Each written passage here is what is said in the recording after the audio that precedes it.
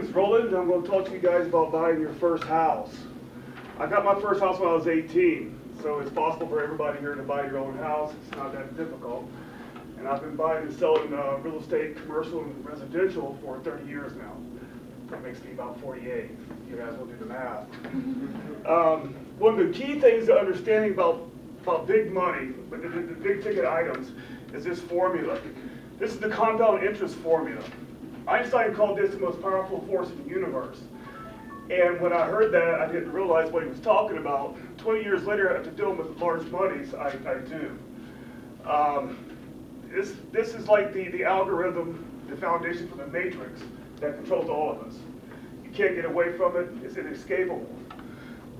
This defines the car you drive, the highways you're on, the food you eat, and the water you drink. It influences everywhere. The traditional structure of financing is typically from a bank, and there's a lot of hidden things that are baked into it that you don't know. Typically, when you talk to a finance guy at a bank, the mortgage director, he's going to get you off of these big numbers, which are huge, and he's going to put you onto the small number, which is your payment.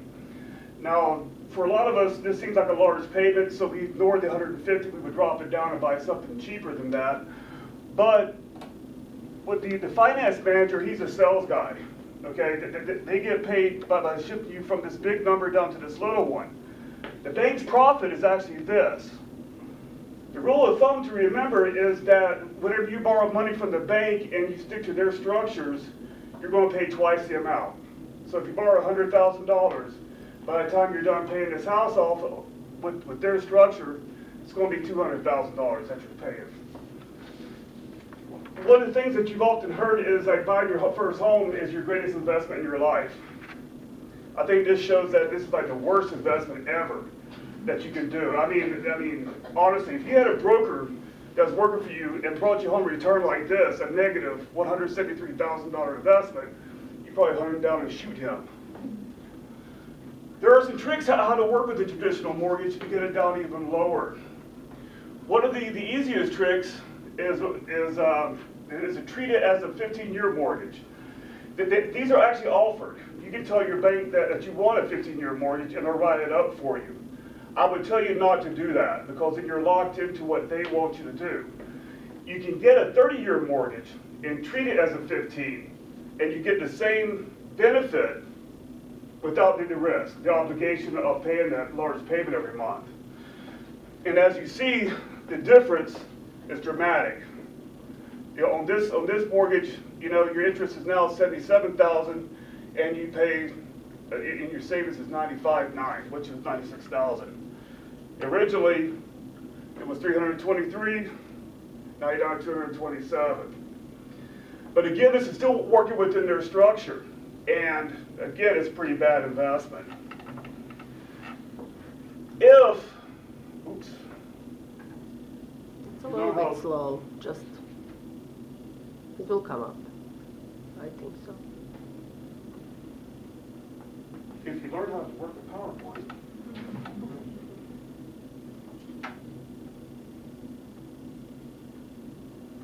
Oh, good, you found Like it. that. Again, we're working with their structure. There's a second little trick that you can do to bring down your payments.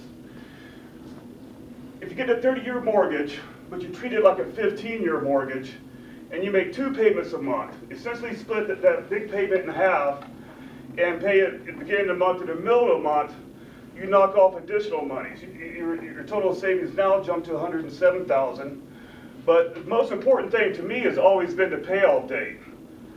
Because here we're showing April 2028, you shave off 2 years directly from this. If you use this technique, you can also shave off 4 years from your mortgage. Okay, now, if we went back to the original one, which is 30 years, majority of you here are not 30 years old. I mean, can you imagine paying this for 30 years? You haven't even been alive that long. And your parents are probably doing it for you. So maybe they'll die and you'll inherit their house. But that'll be shaved off 17 years from this mortgage. You know, so now it's a lot more attractive. But still, the main point to all of this was to show you that traditional mortgages are not good. I mean, there's no way to beat that system. That equation will always win out in the end. Me personally, when I buy real estate, I typically use a creative financing structure. And this doesn't work with your prime real estate. The houses that aren't fixer-uppers, they're the ones that, you know, a turnkey, which is a turn. You walk into, they're nice and beautiful, everything works. The house that I most recently made an offer on was actually condemned. And they didn't like my offer, they passed on it. I was okay with that, I walked away from it. But in order to get the best deal, you have to find your seller that's motivated. Because the main number, that $150,000, is the first thing you negotiate. You need to get it down.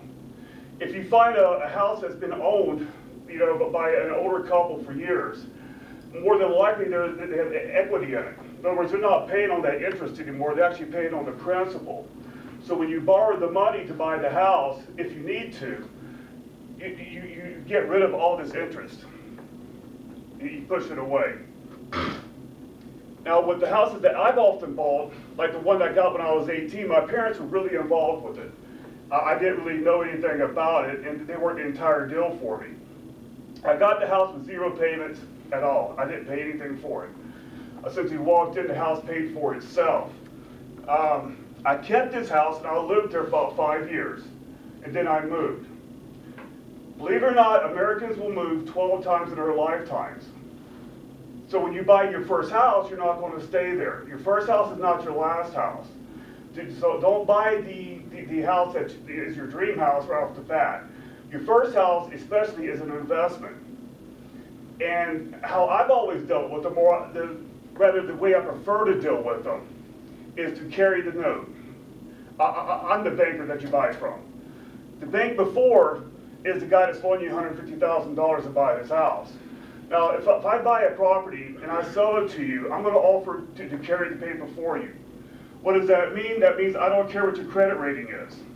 I don't care what your work history is. The only thing I care about is that if you have a down payment and if you can make these payments for some period of time. If you fail in 5 years, I'm okay with that. I'll repossess it from you and sell it again with the same structure. Everyone here has the ability to do this. If you buy a house instead of renting it, which is problematic. I mean, renters are risky. They move in, they move out. The average person moves 12 times a year.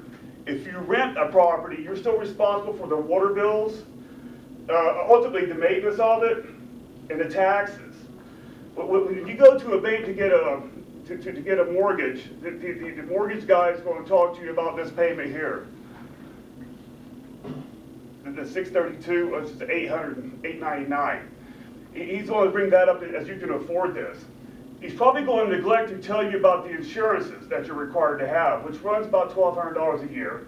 He's not going to tell you about the taxes that you have, which is $2,000 a year. And he's not going to explain to you that you're responsible for your water bills, you know, and your utilities. All this stuff adds up on top of this $899. In the end of the year, if you look back through your expenses, the house for $899 is actually costing you about $1,200 a month. That's how it's going to work out. If you rent, you're still responsible for the taxes. You're still responsible for the maintenance. You're still responsible for at least for the water, if not everything. However, if you sell it, you're not responsible for any of those things. The only thing you care about is if this guy can make his payments. And the payments are dramatic. When the beginning of this semester started, financial aid screwed me up. Again, I'm sure I'm not the only one. It's a common complaint at UNM. And I kind of freaked out because I had 4 credit cards that were maxed, and I had the late notices on my utilities. And after about a week of scrambling around and fretting, I remembered I wasn't broke. I'm getting paid. And the payments that I get go into a different account than my own personal account. But I view these as money as not being mine. I view that as being investment money that belongs to the properties that I own. So I looked into the account, there was plenty of money. I paid off my credit cards, and I refocused my attention about acquiring more properties, because essentially this is where my income comes from. I'm the banker. I'm the guy that's getting paid this interest. And over a long period of time, I think we can see that this pays off pretty well.